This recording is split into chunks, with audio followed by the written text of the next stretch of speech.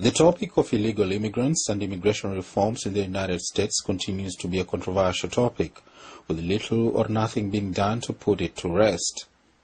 President Obama has spoken a number of times on the need to reform immigration rules, but to date, nothing has been put on the table. And we should stop punishing innocent young people for the actions of their parents.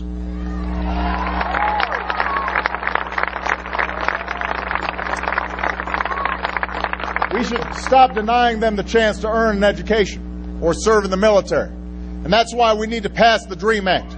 They wish I could just bypass Congress and change the law myself. But that's not how democracy works.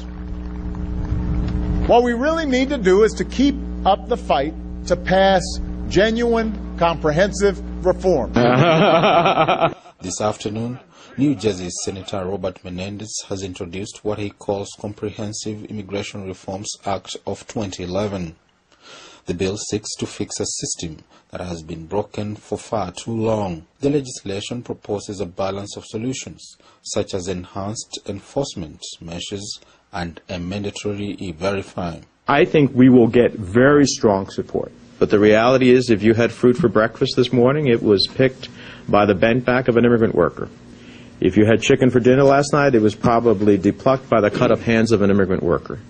If you slept at a hotel in Chicago or in Vermont or in New Jersey, it was probably cleaned on the bent knee of an immigrant worker.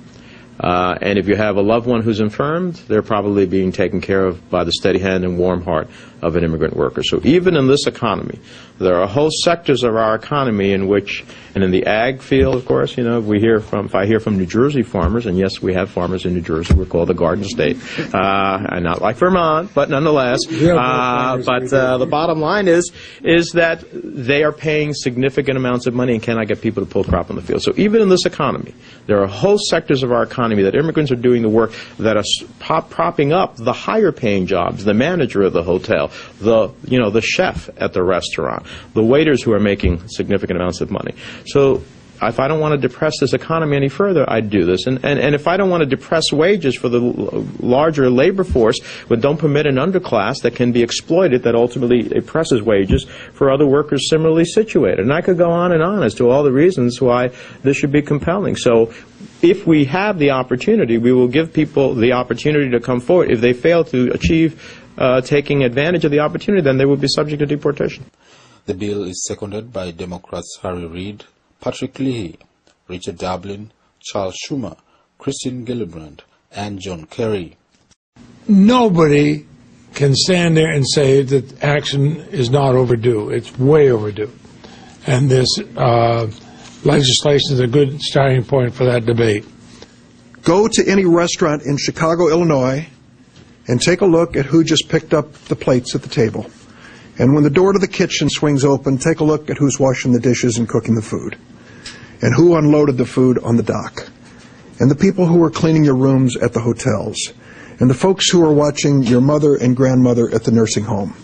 And you are going to see the face of immigration, and many times the face of undocumented people, working hard every single day, only asking for a chance to rid themselves the fear that a knock on the door will mean that their family will be broken up.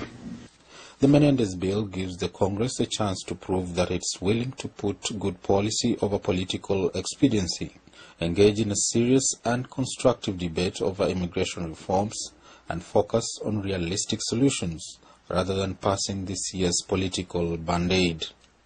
Aaron Ochen, Mark TV News.